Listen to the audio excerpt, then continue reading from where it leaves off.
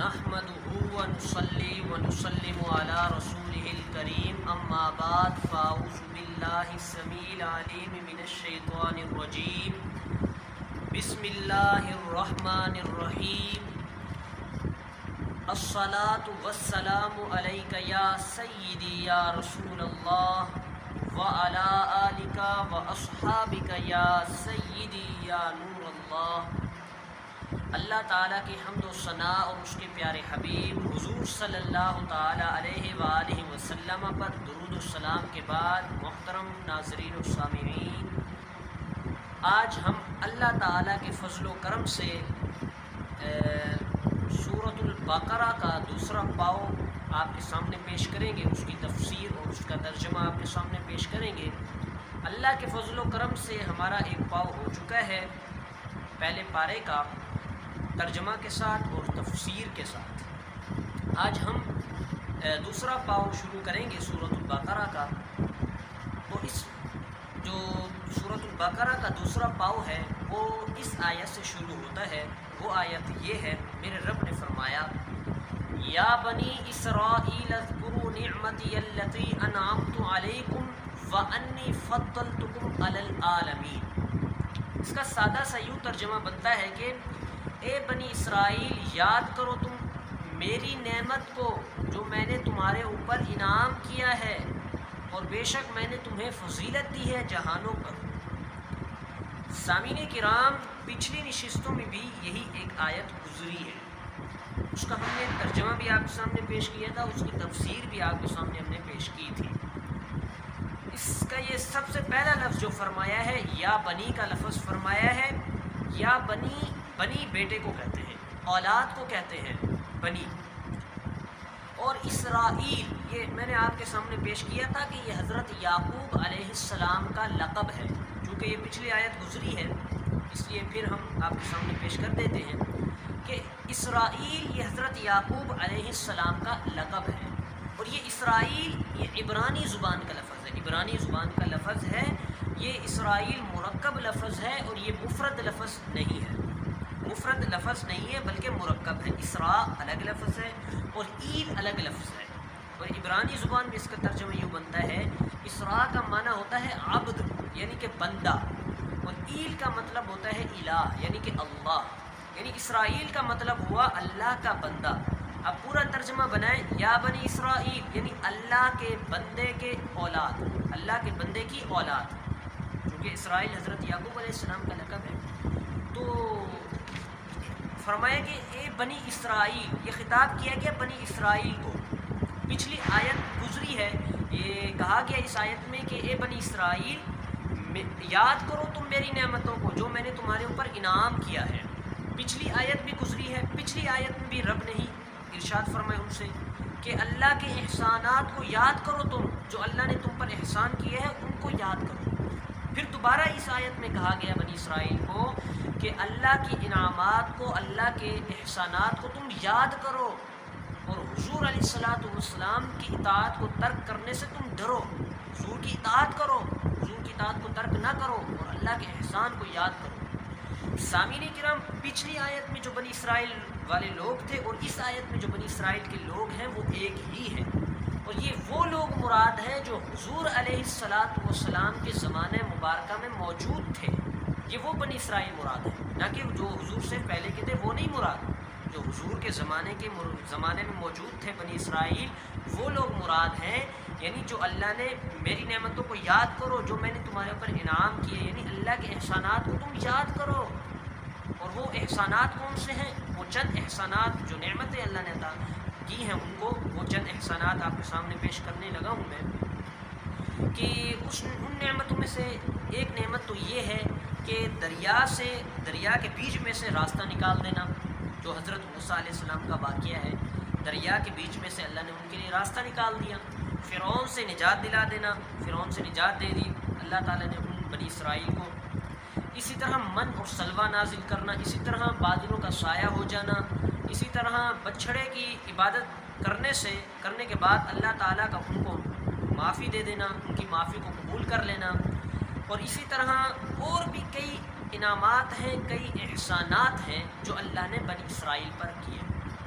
پھر آگے فرمایا کہ وَأَنِّي فَضَّلْتُكُمْ عَلَى الْعَالَمِينَ، بے شک میں نے تمہیں فضیلت دی ہے جہانوں پر۔ سامعین کرام اس آیت میں ذرا غور کریں، بنی اسرائیل کو کہا گیا کہ تمہیں فضیلت دی گئی ہے جہانوں پر۔ اگر اس کا ہم صرف ترجمہ پڑھیں، تفسیر میں نہ جائیں، تو اس کا ترجمہ بنتا ہے کہ اللہ نے تمہیں فضیلت دی ہے جہانوں پر۔ تو اس آیت کا مطلب یہ ہوا ترجمہ پڑھنے سے کہ شاید کہ یہ امت محمدیہ سے بھی افضل ہے بنی اسرائیل، جتنے بھی تمام امتیں ہیں ان تمام سے افضل ہے، چونکہ اللہ نے فرمایا تمام جہانوں پر تمہیں فضیلت دی ہے۔ لیکن ترجمہ سے بات نہیں بنتی، ہم تفسیر کے اندر جائیں گے، تفسیر کیا کہتی ہے۔ تو علماء کرام، مفسرین کرام اس آیت کی تفسیر یوں بیان فرماتے ہیں کہ یہاں پر جو فرمایا کہ تمہیں فضیلت دی ہے اللہ نے تمہیں جہانوں پر، یعنی بنی اسرائیل کو فضیلت دی ہے جہانوں پر، یہ اس سے مراد یہ بنی اسرائیل کے ان کے اپنے زمانے کے لوگ ہیں، یعنی کہ وہ اپنے زمانے کے لوگوں سے فضیلت رکھتے ہیں۔ جو ان کے اپنے زمانے کے لوگ تھے وہ اپنے زمانے کے لوگوں سے فضیلت رکھتے تھے، ان کو افضلیت ہے، وہ ان سب سے افضل تھے اپنے زمانے کے لوگوں سے۔ لیکن جب حضور آئے، حضور کی امت آئی، حضور تشریف لائے، حضور کی امت آئی، تو یہ جو فضیلت تھی یہ فضیلت امت محمدیہ کی طرف مائل ہو گئی، امت محمدیہ کی طرف آ گئی، ان سے ختم ہو گئی۔ اب جہانوں پر فضیلت کون رکھتے ہیں؟ امت محمدیہ رکھتی ہے، اور یہ بھی قرآن سے ثابت ہے۔ قرآن میں اللہ نے فرمایا کنتم خیر امت اخرجت للناس، یہ بھی قرآن سے ثابت ہے۔ یہ ہم نے آپ کے سامنے مختصراً تفسیر اس کی پیش کی ہے، لیکن اگر اس کی تفسیر آپ نے سننی ہے یا پڑھنی ہے تو بڑے بڑے مفسرین کرام کی کتابیں موجود ہیں، جیسے کہ تفسیر در منصور ہے، تفسیر مظہری ہے، تفسیر جلالین ہے، اس کے علاوہ بہت ساری تفاسیر موجود ہیں، اس میں آپ اس آیت کی تفسیر تفصیلاً پیش پڑھ سکتے ہیں۔ پھر آگے فرمایا اگلی آیت میں وَاتَّقُوا يَوْمًا لَا تَجْزِي نَفْسٌ عَن نَفْسٍ شَيْئًا وَلَا يُقْبَلُ مِنْهَا شَفَاعَةٌ وَلَا يُؤْخَذُ مِنْهَا عَدْلٌ وَلَا هُمْ يُنصَرُونَ۔ فرمایا گیا کہ اس دن سے ڈرو تم کہ جس دن کسی جان سے کوئی جان بدلہ نہیں لے گی کچھ بھی، اور نہ ہی ان سے شفاعت قبول کی جائے گی، اور نہ ہی ان سے معاوضہ لیا جائے گا، اور نہ ہی وہ مدد کیے جائیں گے۔ اب اس آیت میں بنی اسرائیل کو کہا گیا کہ قیامت کے دن سے ڈرو، آخرت کے دن سے ڈرو تم، اس دن کوئی جان کسی جان کو کوئی بدلہ نہیں دے گی، کسی جان کو کوئی جان بدلہ نہیں دے گی، اور نہ ہی اس